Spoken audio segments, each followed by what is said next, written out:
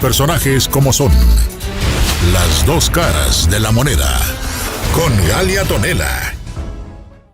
Muy buenas noches.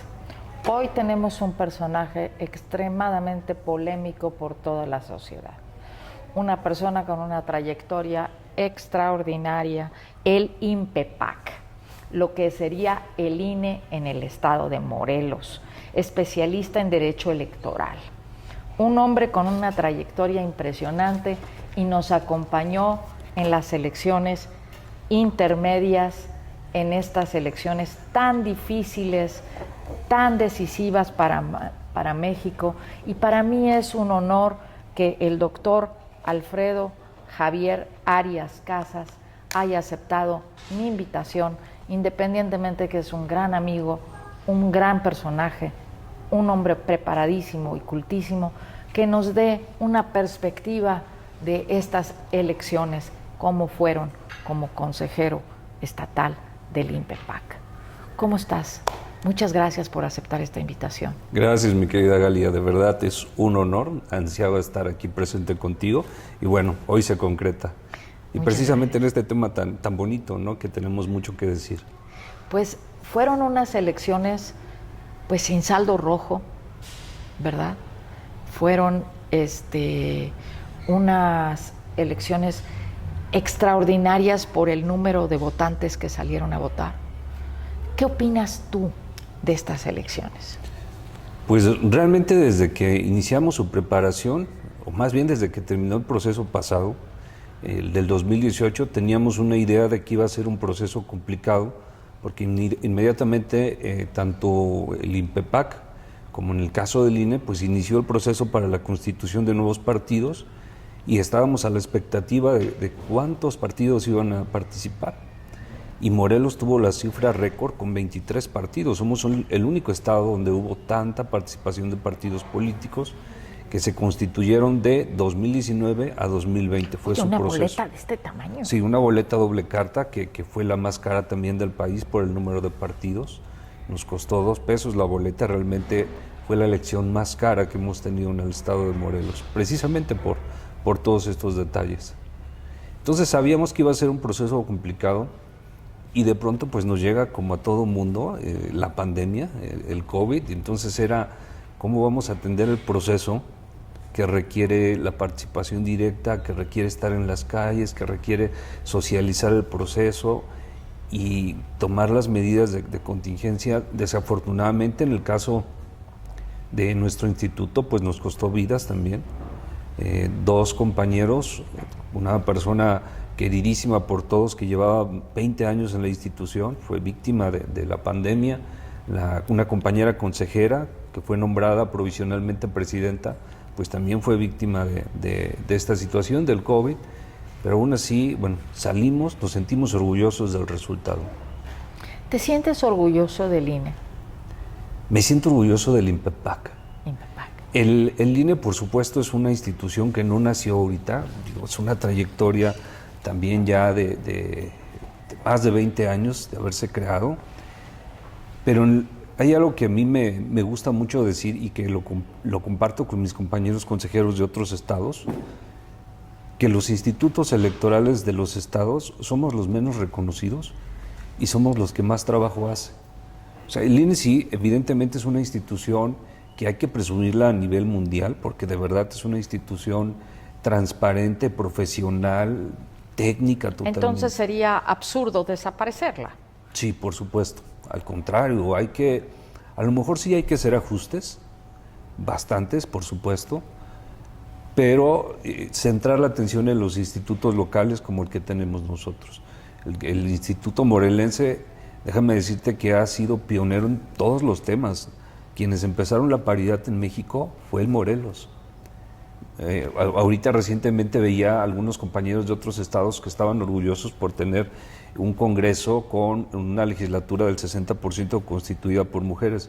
Nosotros la tuvimos del 70% y empezamos la paridad en el estado de Morelos.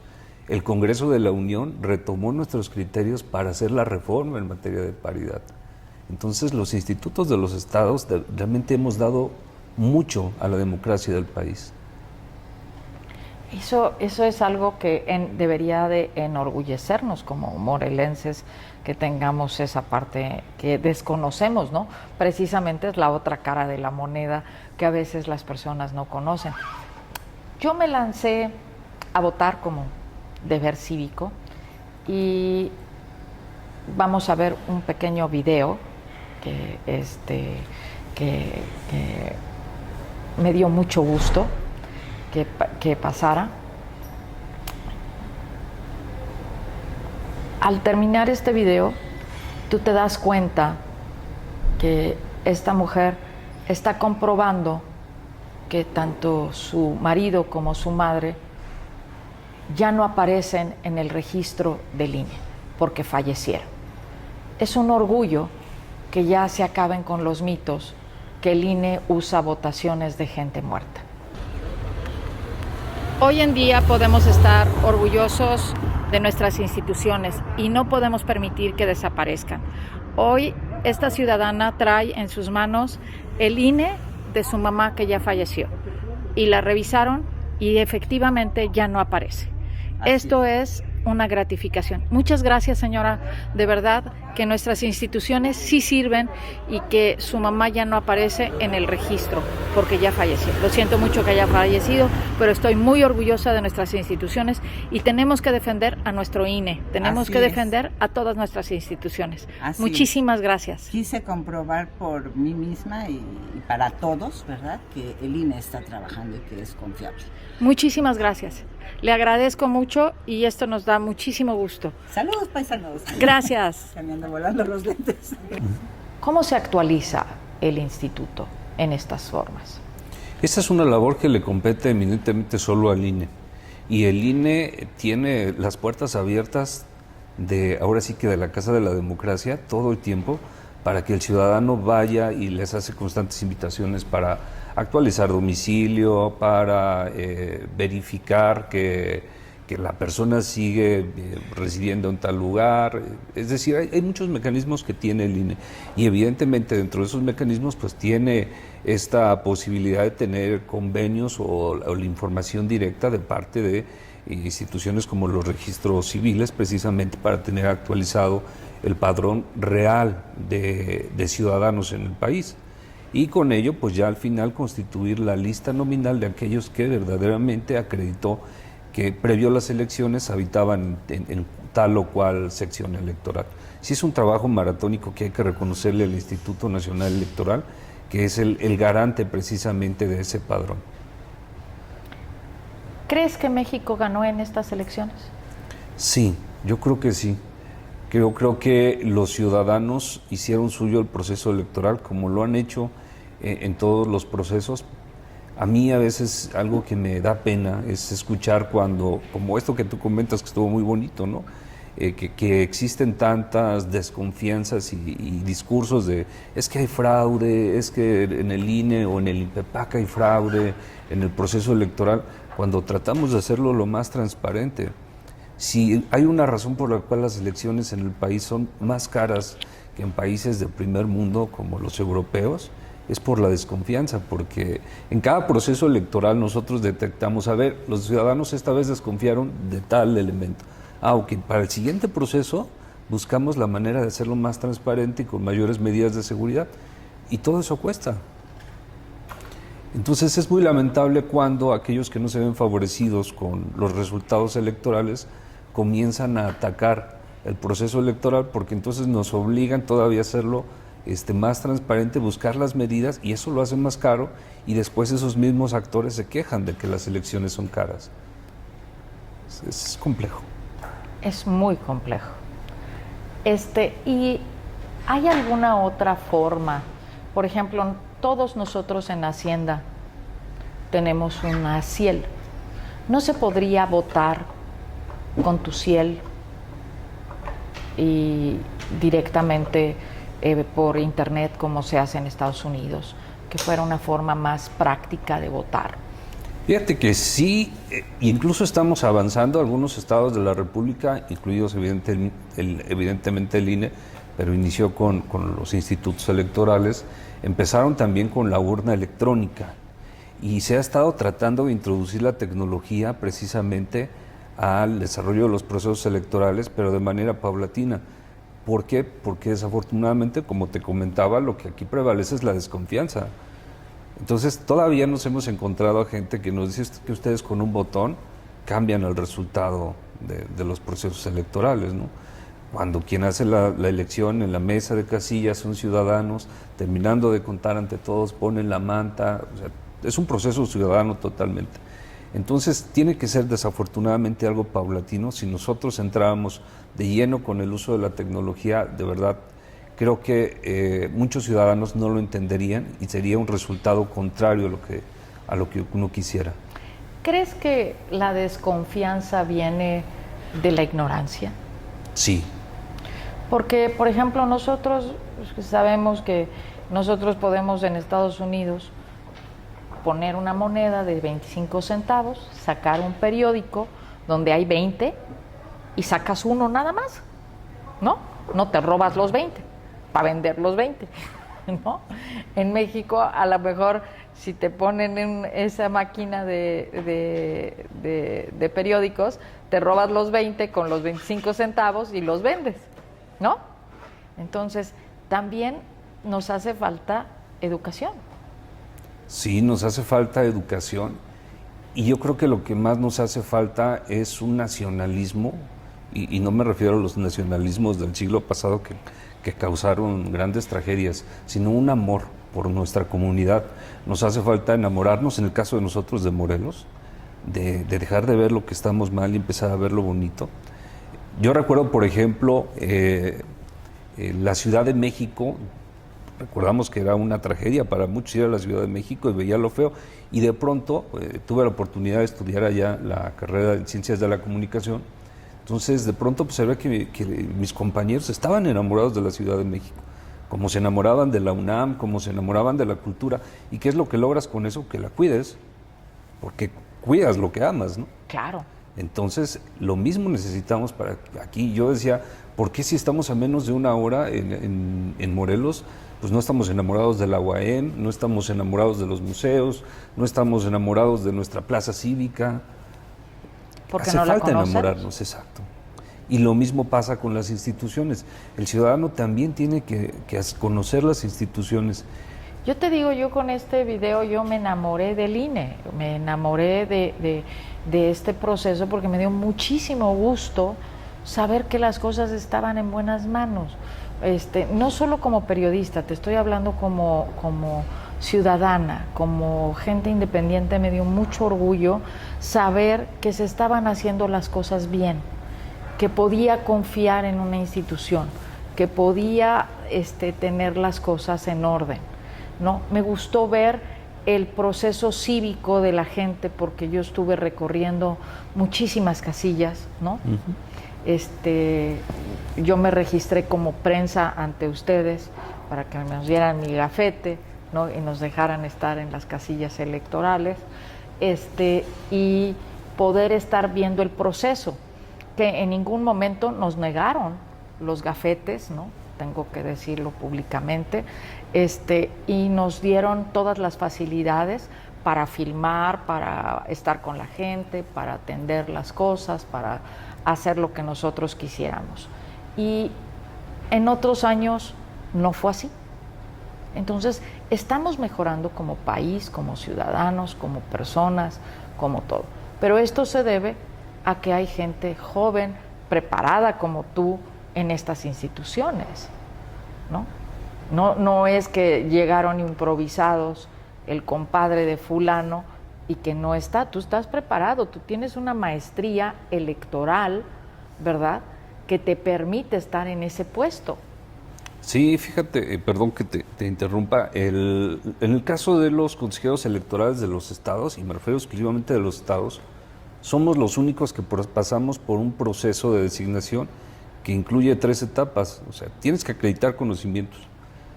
En el caso, yo recuerdo cuando participé, se eligieron 3 consejeros, participamos más de 70 para el estado de Morelos. La primera etapa es un examen exclusivamente en materia electoral. La siguiente etapa, si lo acreditas, porque nos lo aplicó el Ceneval ese examen, La siguiente etapa es un ensayo para acreditar que tienes capacidad de razonamiento, que no solamente es el conocer la ley, sino razonar, sí, aplicar lo que sabes, cómo resolverías problemas. Ese ensayo nos lo evaluó el Colegio de México, o sea, instituciones de prestigio en el país, y finalmente una etapa de entrevista con los consejeros del INE para que ellos evalúen tus habilidades, tu proyección, o sea, el conjunto final. Somos los únicos funcionarios en el país que pasamos por un proceso de acreditación y de conocimiento para poder llegar al cargo.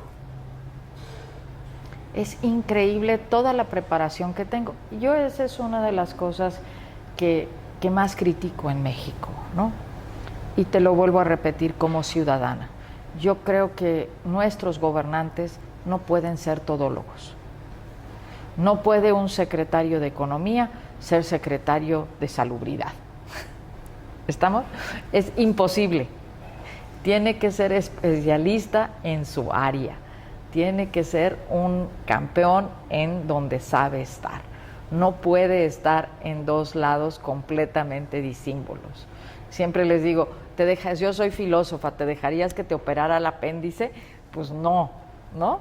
Entonces, ni tampoco yo te dejaría que me operaras. Claro, ¿no? claro. Pero sí te pregunto de los procesos electorales, que esa es tu expertise. Entonces, cada quien tiene que estar en lo que sabe hacer. ¿Cómo decidiste irte por el campo electoral? Porque estoy inmerso desde que era estudiante de la carrera, ¿no? A mí siempre me gustó participar en la vida política del país desde joven, y creo que desde que uno practica en la secundaria y en la prepa con los comités estudiantiles. Entonces me interesó, entré a la licenciatura en Derecho y pues fui a hacer mis pininos con un abogado electoral que estaba de representante en ese tiempo, hace más de 20 años, en un partido, y me fui involucrando en los procesos electorales. Entonces realmente llevo en la materia electoral pues, como 20 años desde que entré a la universidad, ¿no? Entonces es algo que no he abandonado. Y bueno, la vida te va llevando por ciertas situaciones, pero este tema nunca lo he dejado. Entonces me gusta, me apasiona. Hice una maestría y el doctorado en ciencias políticas precisamente porque me gusta la vida pública, ¿no? Y como bien lo dices, hay que estar preparados, ¿no? Lo que más se merece el ciudadano es que su funcionario sepa y le pueda responder. ¿Y tú te sientes orgulloso de lo que estás haciendo en este momento? Sí, bastante. Me siento muy, muy orgulloso. Finalmente sé que habrá opiniones encontradas de alguien que pueda no gustarle cómo realicé o cómo realizamos, porque somos un colegiado ahí en el instituto, somos un equipo con todos, pero hicimos nuestro mejor esfuerzo. Esta elección la hicimos sin dinero. ¿Cómo que sin dinero? Sin recursos, sí, por supuesto. Fíjate que mandamos el presupuesto, la proyección que necesitábamos para las elecciones, y cuando llega el Congreso, cuando aprueban el presupuesto, pues no nos dieron dinero, dijeron no. ¿Cómo no? Nos dieron nada más para el gasto ordinario, que es el que ocupamos todos los años, ¿no? Pero para el proceso electoral no. Entonces, incluso ahorita todavía seguimos en un presentando medios de impugnación. Estamos tratando de que se le dé cumplimiento a una sentencia de la Sala Regional del Tribunal Electoral del Poder Judicial de la Federación, porque seguimos sin tener todos los recursos. Y con nosotros la elección no acabó el día 6 de junio. Generalmente en Yo el creo que caso ahí local, empezó. Sí, o sea, vamos a ir terminando proceso. por ahí de diciembre el proceso electoral local, porque se termina con la resolución del último medio de impugnación. Y si tienes 23 partidos y todos están buscando ver si a través de una impugnación logran algo, entonces imagínate hasta dónde se termina. ¿Y qué implica eso? Que nosotros tenemos que seguir manteniendo el personal. Que si alguna autoridad nos dice, ¿saben qué? Tienen que repetir la elección o tiene que haber un recuento de votos en algún municipio o distrito, pues tenemos que tener el personal ahí, tenemos que tener la infraestructura, rentamos casas para habilitar consejos electorales municipales y distritales, y es un gasto enorme y no tenemos para eso ahorita. Es increíble, ¿no? Sí. Y todos los partidos pues quejándose, gritando y... Sí, claro, todos se quejan, es evidente, pero pues yo no recuerdo alguno que haya dicho denle presupuesto al instituto para que haya una elección de nivel. Qué terrible, ¿no? ¿Y de niño cómo eras? ¿Qué querías ser? ¿Abogado? No, yo quería ser médico. A ver, cuéntame eso sí. ¿Cómo cambiaste? Pues ya ves que luego la familia te influye demasiado. Entonces yo tuve un pequeño accidente jugando de niño, me caí, de las varias veces que me caí, entonces mi sistema nervioso no estaba como que bien, ¿no? Yo no sabía que eso se quitaba con un médico. Entonces, pues cuando yo externé que quería ser médico, pues me dijeron, no, pues no vas a poder, ¿cómo vas a operar si te tiemblan las manos? Lo descarté totalmente. Y realmente, pues te va generando a veces tu entorno un miedo y te va poniendo límites mentales. Y eso luego con el paso del tiempo que dices, ay, lo hubiera hecho, sí hubiera sido bueno, porque me gusta mucho la medicina, me gusta leer sobre medicina. Está mal que lo diga públicamente, pero a veces mis amigos me dicen, oye, fíjate que me pasa esto. Digo, pues te recomiendo. Pero fíjate que creo que la vida no se equivocó. Sí, por supuesto. Porque la medicina electoral le hace mucha falta a este país. Una sanidad electoral, un electorado sano, nos hace mucha falta, más que un médico. Perdóname, pero creo que la vida no se equivocó y con todo respeto estás en la medicina correcta. Sí, estoy enamorado de mi carrera hoy en día, de verdad, la amo. Sé que tomé la mejor decisión. Ingresé a Derecho porque era lo que quería mi abuelito, de alguna manera, antes de fallecer. Y estoy enamorado de mi carrera y sé hoy en día que si pudiera volver a elegir, sería otra vez todo lo que he hecho. ¿Y tu abuelo influyó? ¿Él era abogado? No, él era albañil. No, entonces él me llevaba a sus jornadas laborales y es ahí donde dije, yo no quiero esto, yo quiero estudiar, ¿no? Entonces realmente a esa parte que no es malo, el ser albañil, por supuesto, porque pues no, todos lo hacíamos. Claro que no. Eso me influyó para decir, es que yo no quiero que él toda la vida esté trabajando en esto, ¿no? Quiero darle a mi familia algo mejor. Yo no quiero trabajar todo el tiempo de albañil. Y trabajé de albañil, trabajé en una cerámica de Chalán, trabajé vendiendo verdura casa por casa y gracias a eso estoy aquí. Pues eso es lo que yo llamo empezar desde el principio, ¿no?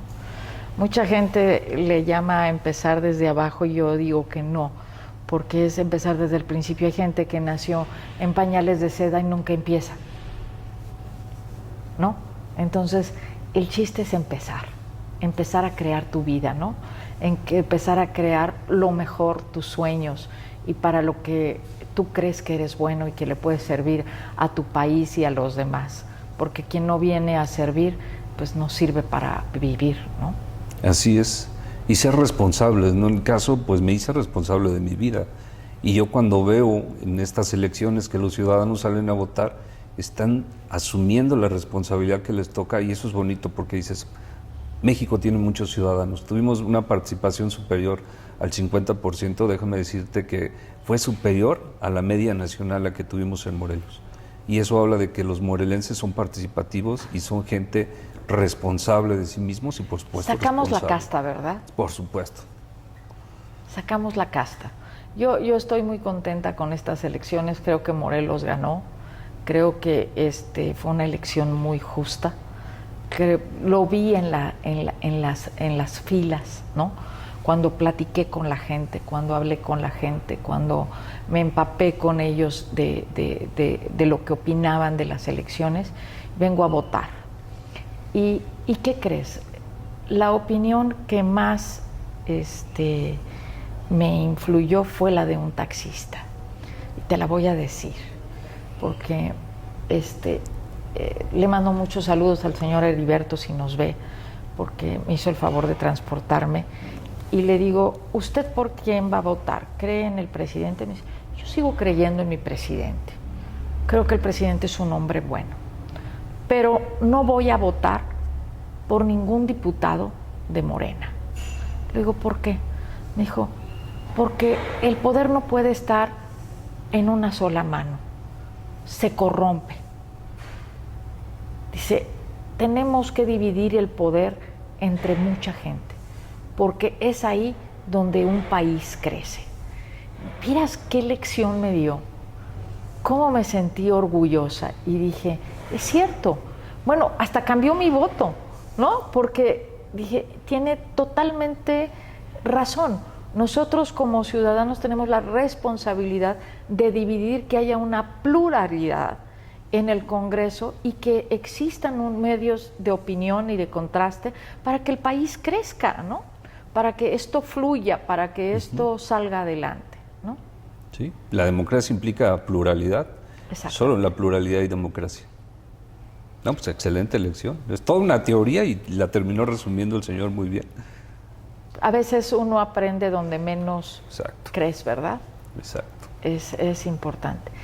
¿Qué lección te ha dado el IMEPAC que digas tú, esto transformó mi vida? Yo creo que el darnos cuenta de que los límites muchas veces los ponemos nosotros y a lo mejor es una actitud que vengo trayendo, el vencerme a mí mismo, el saber que puedo a pesar de las circunstancias y el darme cuenta que en el INPEPAC, en este instituto, pues hay una coincidencia en ese criterio, ¿no? Déjame decirte que mis compañeros, la parte operativa, a veces hasta 48 horas sin dormir, por estar sacando el trabajo, porque como no teníamos recursos para contratar más personal, no nos los dieron. Entonces ellos tenían que hacer el trabajo de 3 o 4. ¿Qué hace un consejero realmente en el IMEPAC? Lo que hacemos los consejeros es vigilar y coadyuvar en la organización de los procesos electorales de los estados. En este caso, pues nos toca la organización de la elección de diputados locales, de miembros del ayuntamiento y en su momento la de gobernador del estado. A la par de eso, nos toca también participar y coadyuvar en la elección de las autoridades auxiliares municipales, que en el caso de Morelos muchas eligen por usos y costumbres. Entonces hay que tener un tratamiento específico con cada localidad. No podemos aplicar una regla general. Y hoy en día también nos toca llevar a cabo los procesos de participación ciudadana, llámese plebiscitos, referéndums, consulta ciudadana, y hoy en específico, bueno, que ya será anualmente, la distribución del presupuesto participativo, donde la comunidad o las comunidades de cada municipio van a decidir, y del gobierno también estatal, en qué se va a gastar el recurso. En nuestro programa nos ve Channel One de Los Ángeles, la comunidad latina. Los latinos también votan en elecciones federales, les toca. ¿Qué mensaje le mandarías a la comunidad latina que nos está viendo en este momento? Que confíen en sus autoridades locales. A veces entiendo que es un poco difícil, tengo familia también en Estados Unidos. El proceso pasado tuvimos también votación de residentes en el extranjero para la elección de gobernador del estado. Hubo muy buena participación, hubo asociaciones, sobre todo de Estados Unidos, aunque tuvimos de todo el mundo, que participaron y nos ayudaron a difundir el trabajo del INPEPAC de manera gratuita, porque tampoco teníamos recursos para promover el voto del extranjero en nuestras elecciones locales. Nosotros, sí dejarlo muy claro, nosotros no pertenecemos a ningún poder y eso nos ayuda mucho. No dependemos del Ejecutivo, no dependemos del gobernador, de los diputados, del presidente, somos totalmente autónomos. Por eso no les dan dinero. Sí. Y precisamente por eso es que nosotros podemos decir que confíen en nosotros, ¿no? Somos una institución ciudadana. Pues muchísimas gracias. Te agradezco lo de hoy, Morelos, y el canal 10.1 local, televisión local, y Channel One de Los Ángeles. Se enorgullece de haberte tenido aquí y de verdad ha sido un honor que nos explicaras lo que es el IMEPAC, lo orgulloso que es estar en esa institución tan noble y lo transparente que está haciendo y que estamos trabajando para que este México sea mejor cada día. Muchísimas gracias. Gracias. De verdad, te lo agradezco enormemente y siempre cuenta con nosotros cuando necesites apoyo o algo para transmitir algo, por favor, cuenta siempre con nosotros. Gracias. Estaremos a tus órdenes. Muchísimas gracias. Nos vemos pronto en un interesante programa en Las Dos Caras de la Moneda Esto fue lo que es atrás del INEPAC.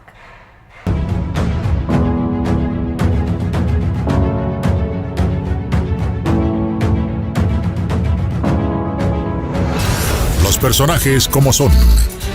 Las dos caras de la moneda. Con Galia Tonela.